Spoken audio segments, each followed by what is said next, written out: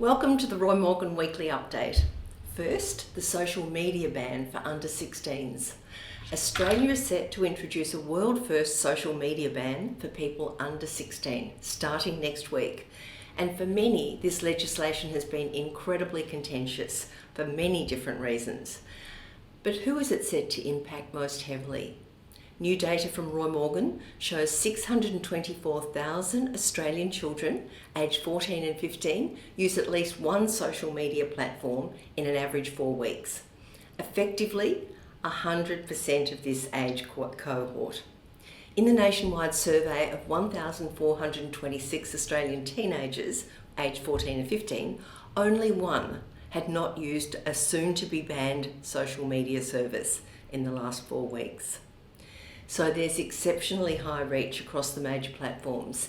In an average 4 weeks, 95% use YouTube, 87% use Snapchat, 81% Facebook, and 78% use Instagram, the most widely used among 14 to 15-year-olds. Significant proportions also use things like Reddit, 70%, TikTok, 59%, and X or Twitter, 41%, while Twitch at 12% and Threads at 9% remain more niche platforms. Last week, Roy Morgan released the latest quarterly survey results on Australia's most trusted and distrusted brands for the year to September 2025. And for an 8th straight quarter, Bunnings is Australia's most trusted brand.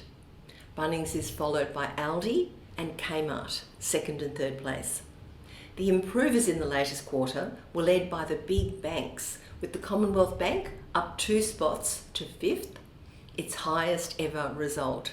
Westpac was up 5 places to 14th, NAB was up 1 spot to 19th, and ING up 2 spots to 20th. Electronics retailer JB Hi-Fi has also improved. It was up 2 places to be in 9th overall. The major supermarkets were again Australia's 2 most distrusted brands, with some familiar brands filling out the top 5. However, the big story of the most recent quarter is the continued slide of online retailers and particularly marketplaces. Temu has entered the top 5 most distrusted brands for the year to September 2025. And for the single month of September, it was the most distrusted brand in the country. Amazon is now the 10th most distrusted brand, while online fast fashion retailer Shein is now the 11th most distrusted brand in Australia. For more detail on those key changes in Australia's most trusted and particularly distrusted brands, watch the latest in-depth webinar on the results. Now to our weekly metrics, starting with consumer confidence.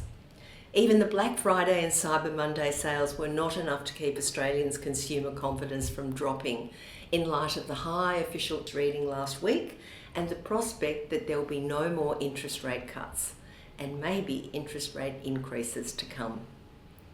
So after consecutive weekly increases leading into the Black Friday sales weekend, the latest weekly ANZ Roy Morgan consumer confidence dropped 1.6 points to 85.5. There was a real divergence on the sub-index results this week. Buying sentiment improved for a 3rd straight week leading into Black Friday. It was up 4 percentage points this week. So now 29% say now's a good time to buy major household items. That's up 2% in a week, and is compared to 31% saying it's a bad time to buy. So although that's a net reading of minus 2%, it's still the highest figure for this indicator for well over 3 years. However, all other sub-indices fell this week, with falls in confidence about personal financial situations and the Australian economy's performance, all dragging the overall index down. As expected, inflation expectations are up again for a 2nd straight week. The weekly ANZ Roy Morgan inflation expectations increased 0.2% to 5.6% this week. So Australians are now expecting annual inflation of 5.6% each year over the next 2 years. the highest level of inflation expectations for exactly 2 years, since December 2023. The high official inflation readings, as well as increasing petrol prices, which were at their highest for 8 months in November, are clearly putting pressure on household budgets. Because the ANZ Roy Morgan inflation expectations are measured weekly, it's possible to pick up a change in the nation's psyche very quickly. And you'll recall last week, ANZ Roy Morgan measure of inflation expectations increased before the actual inflation results were announced. Now looking across the Tasman to the political situation in New Zealand, and the National-led government has had a boost in November.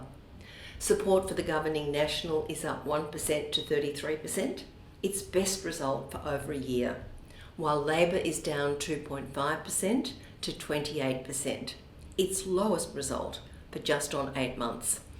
As a result of these movements, the overall picture has moved more in favour of National and its allies. The National-led government is up 0.5% to 50%, including, as I said, National on 33%, NZ First on 9%, and ACT on 8%.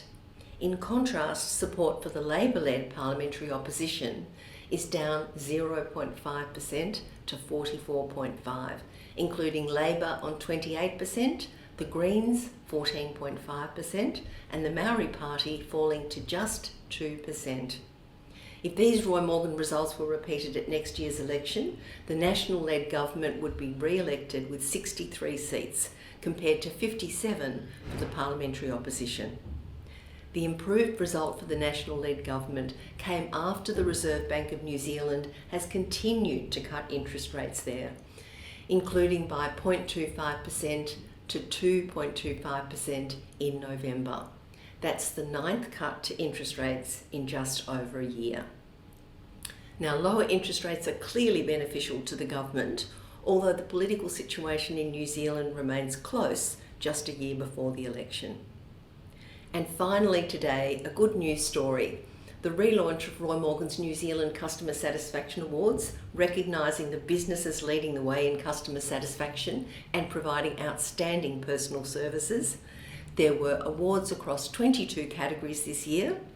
Importantly, in the sought-after Best of the Best award, judged between the 22 different category winners, it was the Car Manufacturer of the Year, Kia.